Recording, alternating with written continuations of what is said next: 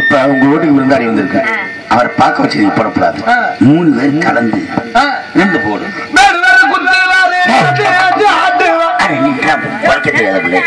அவரை விட சொல்றா, அவரை தாக்கல விட்டு நீர் சைட்ல போடு.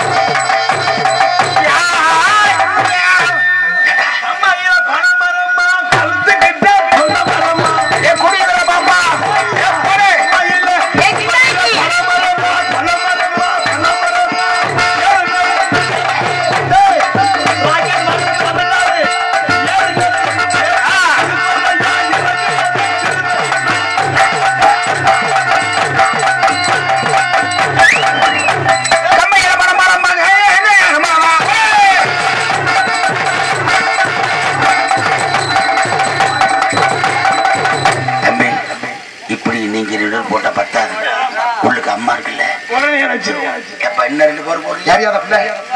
இதுதானே உங்களுக்கு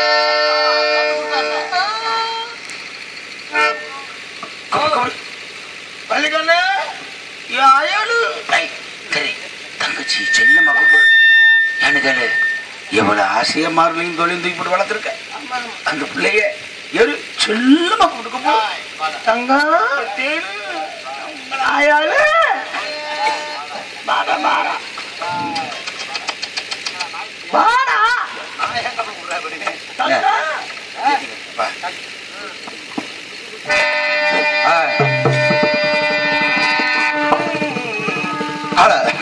நாங்க புதுசா கத்துக்கிட்ட ஜோடி தானங்க, நல்ல பாட்டு படிக்கு நல்ல பாட்டு தானங்க.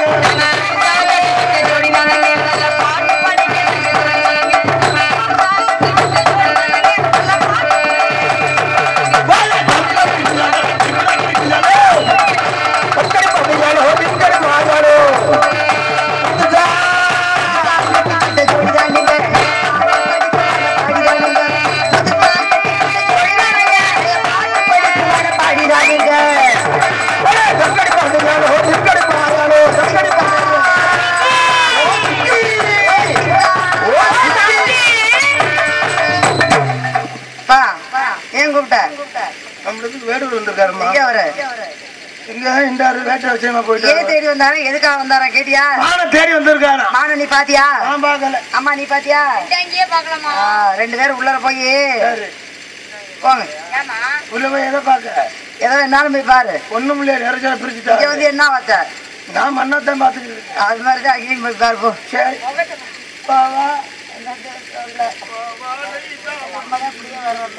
சரி வாங்க போ. வருக வருக. குறிஞ்சிரத்தை நம்பியின் மகளான எங்கேயா வேடு வராங்களா? குறிஞ்சிரத்தை நம்பியின் மகளான வள்ளியின் மகன் நேரம் ஆகி போச்சு. அதுக்கெல்லாம் வேலையில சுருக்க இருக்க. அந்த உடனே உங்களுக்கு தாக சாந்தி ஆக்கி போயிட்டாங்க பத்தியலா. தாக சாந்தி குறிஞ்சிர தலைவன் நம்பியின் மகளான வள்ளியின் வணக்கம். தாங்கள் யார், எந்த ஊர், எந்த இடத்தை சேர்ந்தவர்? மான் தேடிட்டு வந்ததாக அண்ணன் கூறினார். அண்ணன் கூறினாலும் தங்களுடைய திருவாயில கேட்க ஆசைப்படுறீங்க. வந்தீங்க, எதுக்காக வந்தீங்க அப்படின்னு எடுத்து சொல்லுங்க பாப்பா. மறைகள் வளர்த்து நிறையற்றவர் மக்கள் மனக்குறையத்திற்கும் கொற்றவன் நம்பிவிடப்பட்ட தாயை என்னார் மலையாளி புகழ் பொன்மேடு என்று அதிகாலை எழுந்து வேள்விகள் விளதரும் வேள்விப்பட்டி விண்ணப்ப சாமி திருத்தாள் பணிந்து அடுத்து கைலாசூர் சென்று கைலாசூர் வழிபட்டு அங்கிருந்து புறப்பட்ட வெளிப்போடு வேட்டையர் கழிப்போடு வந்தேன், பார்த்தேன், ரசித்தேன். பக்கவரனைத்து அணைக்க துடிக்கின்ற வேளையில் மான்குட்டி தாவி குதித்து இடத்துக்கு நுழைந்து விட்டது. நுழைந்த மான்குட்டி வேறெங்கு செலவில் இங்குதான் இருப்பது என்று இணக்கத்தில் இருந்தாலும் கூட வந்த வழியில யாரால கும்பிட்டீங்க? என்னங்க யாரால கும்பிட்டீங்க? காலையில் எழுந்து வேள்விப்பட்டி விண்ணப்பம் திருத்தாள் பணிந்து அடுத்தபடியாக கைலாசம் சென்று. யார் அவரு? யாரு யார் அவரு? எனக்கு ஒரு அண்ணன் தான். கைலாசநாதர இல்லங்க, மென்னப்ப சாமி சொன்ன அத சொல்லுங்க. மென்னப்ப அண்ணனை வணங்கி அப்பனை வணங்கி அங்கிருந்து புறப்பட்டு வந்தேன். மென்னாண்டார் உங்களுக்கு அப்பா அண்ணே முறை. ஆமாங்க. கைலாசநாதர் என்னுடைய தந்தை எங்க இருக்காரு? எங்க இருக்காரா? நெடுங்குடி என்று சொல்லக்கூடிய இடத்துல. அது எங்க இருக்கு? அப்படிதானே கீழாநில கோட்டை தெரியுமா? சரி. தேரிவட்டிக்கு அடுத்தாற்போல காரைக்குடி செல்லும் வழியில கீழாநில கோட்டை என்று சொல்லக்கூடிய அடுத்தாற்போல கைலாசபுரம், அதற்கு மேல நெடுங்குடி, நெடுங்குடி வீட்டில் கூடிய அந்த கைலாசபுரத்தை கைலாசநாதர் என்று சொல்லக்கூடிய கைலாசபுரத்துக்கும் நெடுங்குடியாருக்கு என்ன சம்பந்தம்? எப்படி அங்க வந்தாரு? ஊர் என்பது நெடுங்குடி, இருக்கக்கூடிய இடமா கைலாசபுரம். அதாங்க அவர் ஏங்க அங்க வந்தாரு? எங்க வந்தாரு? அங்கேயே வந்தாரு. அது காரணம் இருக்குங்க நிறைய. என்ன காரணம்? ஏன்னா ஒரு நேரத்துல என்ன வர பூரா வந்து மென்னப்ப சாமியார் வணங்கினேன், கைலாசநாதரை வணங்கினேன், பிரசன்ன நாயகி வணங்குறேன்றீங்க. சரி, ஏத்துக்க உள்ள படம். அப்ப யாரு அவங்க, எதுக்காக அங்க வந்திருக்காங்க, அவங்கள போய் ஏன் கும்பிடணும்? அவங்களுக்கு காரணம் என்ன? பெருஞ்சீவி சிரஞ்சீவி என்று பெரிய அசுரர்கள் இருந்தார்கள், ரெண்டு பேரும் அண்ணன் தம்பி. என்ன பண்றாங்க, அங்க வரக்கூடிய வேலையில இந்த இடத்துல சிவபூஜை செய்யணும் என்று கூடிய காரணம் காலத்தால என்ன பண்ணாங்க தெரியுமா? ஒருவர் என்ன பண்றாரு, அண்ணனாப்பட்டவர், நான் வந்து முதலாக இந்த இடத்துல பூஜை செய்வேன் என்று சொல்கிறார். ஆக என்ன பண்றாரு, இப்ப தம்பி அனுப்புகிறார், இங்க இருந்து போய் காசியில் உள்ள சிவலிங்கத்தை எடுத்து வா, இங்க வந்து சாமி கூடணும் அப்படின்னு நினைச்சு. அவர் வர்றதுக்கு தாமதமாக காலத்தால இவர் என்ன கை மண்ணில் ஒரு சிவலிங்கத்தை பிரதிஷ்டை செஞ்சு அந்த இடத்துல உருவாக்கி கூப்பிட ஆரம்பிச்சாரு. அவர் அங்கிருந்து காசி லிங்கத்தை கொண்டு வந்தாரு. கொண்டு வந்து ஆக நான் கொண்டு வந்த லிங்கத்தை தான் வைக்கணும்னு அவர் சொல்ல, இவர் நீ வந்து தாமதம் ஆயிடுச்சு, குறிப்பிட்ட நேரத்தில் நான் வந்து சிவலிங்கத்துக்கு பூஜை செய்ய வேண்டும் என்பதற்காக ரெண்டு பேருக்கு என்ன சண்டை ஏற்பட்டு விட்டது. சண்டை ஏற்பட்டால் ஒரே காற்று மழை அப்படியே காற்று அடிக்கின்றது. காற்று அடித்துக் கொண்டிருக்கிற வேலையில என்ன ஆக என்ன அப்படி காற்று அடிக்கிறது அப்படின்னு பார்த்தாங்க. பார்த்தா அப்பதான் தெரிகிறது, சிவபெருமான் என்ன பண்றாரு தெரியுமா, தன்னுடைய பாதத்துகளை மட்டும் அந்த இடத்தை காட்டாரு. பாதத்தை காட்டுகிறார். பாதத்தை கட்டமுன்னா ஆக ரெண்டு பேருமே அவனது தான் இவனது ஆக என்னடா ஒரு பாதம் தெரியுது அப்படி பார்த்தாக்க அங்கதான் சிவபெருமான் காட்சி எடுத்துக் கொண்டு இருக்கிறார். ஆக அந்த காற்றடித்த நேரத்துலதான், அந்த காற்றடித்த காரணமாக என்னவனுக்கு அந்த இடமாப்பட்டது அப்படியே மேடாக வளர்ந்தது. அந்த வளர்ந்த இடத்துலதான் அவர் பாதத்தை காட்டினால அந்த இடத்துல அந்த சிவலிங்கத்தை வைத்து அப்பொழுது நீ வந்து இந்த இடத்துல முதலாக பிரதிஷ்டை செஞ்சு விட்டாய். ஆக இந்த இடம் முதல்ல கைலாசநாதராகவும் கொண்டு வந்த லிங்கத்தை பின்புறம் வைத்து காசி விஸ்வநாதராகவும் இந்த இடத்துல வழிபடுங்க அப்படின்னு சுருக்கமா சொல்லிருக்கேன். வழிபடுங்க என்று சொன்னதுனாலதான் அந்த இடத்துல இன்னைக்கு கைலாசநாதர் என்று கை மண்ணில் உருவானால கைலாசநாதர் என்று சொல்ற பேரை எடுத்து அந்த இடத்துல உருவாயிருக்குங்க. அந்த இடத்துல புரியுதா? இது சுருக்கமா சொல்றேன், அது சொல்ல போனா நிறைய அதே கதையை சுருக்கம்னா கை மண்ணாலே செய்தனால் அவருக்கு கைலாசநாதர். இன்னொன்னு சொன்னீங்கன்னா படிக்காசநாதர். அந்த இடமாப்பட்டது மீண்டுமாக இருந்தது. அந்த வழியாக என்ன பண்ணுவாங்களா, பால் வியாபாரிகள் பால் விற்பனைக்காக போகக்கூடிய சமயத்துல இது பண்ணணும்னா அந்த தெய்வம் இருக்கிறது அப்படின்னு அவன் கொஞ்சம் பாலை வச்சுட்டு போவாங்களாம். பாலை வச்சு அபிஷேகம் செய்யறதுக்காக பால் வச்சுட்டு போவாங்களாம்.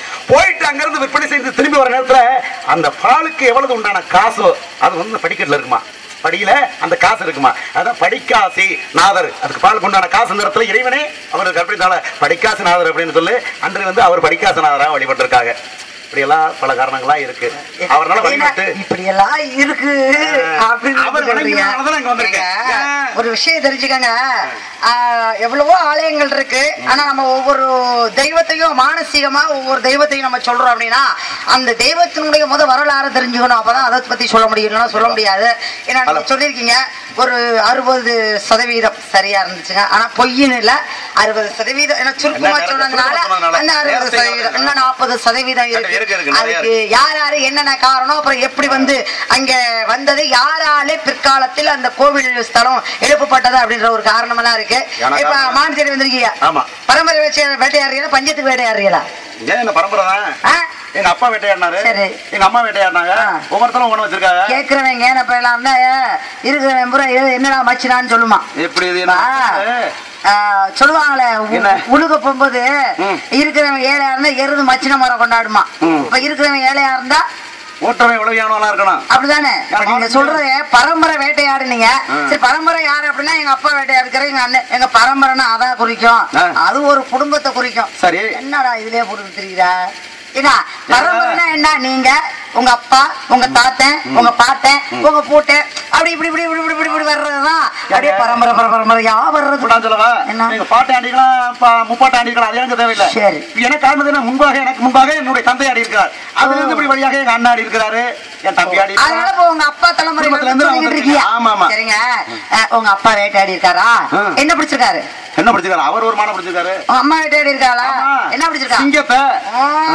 அண்ணன் வேட்டையாடி என்ன பிடிச்சிருக்காரு? அண்ணன் வேடி வேட்டை மூசி மட்டும் சொல்லக்கூடிய ரிச்சாலியை பிடிச்சிருக்காரு. எலிய. அவர் எதை பிடிச்சாரு? எலிதானே அதுதாங்க, எலிய பிடிச்சாருங்க. சரி, தம்பி தம்பி என்னத்தை பிடிச்சிருக்காரு? நீங்க எதை பிடிக்க வந்திருக்கீங்க? அதான் எதை கேட்க மான்பட்டிய தெரியலையா? மயில்தான் இருக்கு. அதான் சரி. நீ கையில என்ன வச்சிருக்கீங்க? கண்ணுல தெரியாது. கையில என்ன வச்சிருக்கீங்க? அம்புக்கு என்ன மறுபெயர்? ஸ்ரீமுகம்னு சொல்லக்கூடிய அம்பு. ஸ்ரீமுகத்துக்கு மறுபெயர் என்னது? வசீல் செய்யக்கூடியது, காந்த சக்தி உடையது. எதுக்கு பயன்படுத்துவீங்க? எதுக்குன்னா காட்டி பிடிக்கலாம். எதை காட்டி? ஆயுதத்தை காட்டி பிடிக்கலாம்னு. இந்த அன்பை காட்டி பிடிப்பீங்களா இல்ல வர்ற ஜீவராசிகளை காட்டி பிடிக்கிறதா? இல்லங்க, நம்ம காட்டினா என்ன விருப்பப்படுறோமோ அதை காட்டணும் வச்சுங்களேன். மான விருப்பம் மான பாத்தீங்களா? விருப்பப்பட்டுட்டீங்க. அப்ப காமிச்சிருந்துச்சுன்னா விருப்பப்பட்டது உங்க பின்னாடி வந்துருக்குமே. காரணம் இருக்குல்ல. இதுக்கு அப்புறம் பிறகு ஆயுதத்தை பார்த்து மயங்காத ஒரு ஜீவராசிமா இருக்கு இல்லங்க. ஆயுதம் என்பது இருக்குங்க. முதல்ல கையால பிடிக்கணும். முதல்ல எனக்கு கைக்கு வேலை கொடுக்கணும். கையால பிடித்து அதற்கப்புறம் என்ன செய்யணும் அப்படிங்கறது எனக்கு தெரியும். கைக்கு வேலை கொடுக்கணும். அப்படியா? பிறக்க முக்தி தருவது எதுங்க? பிறக்க முக்தி தருவது திருவாரூர். இருக்க முக்தி தருவது மதுரை மாநகரம். நினைத்தாலே முக்தி தருவது திருவண்ணாமலை. திருவண்ணாமலை நினைச்ச உடனே. ஆமா. பேர் சொன்னாலே முக்தி தருவது. பேர் சொன்னாலே இருக்கட்டும். பேர் சொன்னாலே விளங்குவது அதான் கைலாசநாதர். நெடுகுடி. ஆமா, பேர் சொன்னாலே தரம் எழுதி விளங்கப்படும். பேர் சொன்னாலே போதும். ஏன்னா திருவண்ணாமலை நினைச்சாதான் முக்தி தரும்.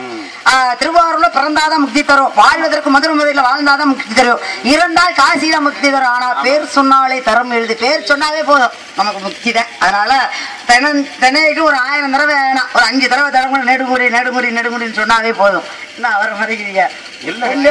சொன்னாதா சொல்லி விடலாம். ஏன்னா அப்ப நேத்தாலே வேற விஸ்வநாதன் தானா? சரிங்க. இப்ப இருப்பதற்கு முக்கிய வாழ்வதற்கு முக்கிய தருவது மதுரைமதின்னு சொன்னீங்க. மதுரைக்கு போனா எதுங்க நமக்கு கண்ணுக்கு ஊர்த்த என்ன பாத்துட்டு வந்தீங்கன்னு யாரும் என்ன கேட்பாங்க? மதுரைக்கு பெரும் மீனாட்சி அம்மன் கோவில். ஏன் மீனாட்சின்னு பேரு? ஏன்னா மீனுக்கு தூங்காத விழிகள். அப்படி தூங்காமல் விழிகளால் ஆட்சி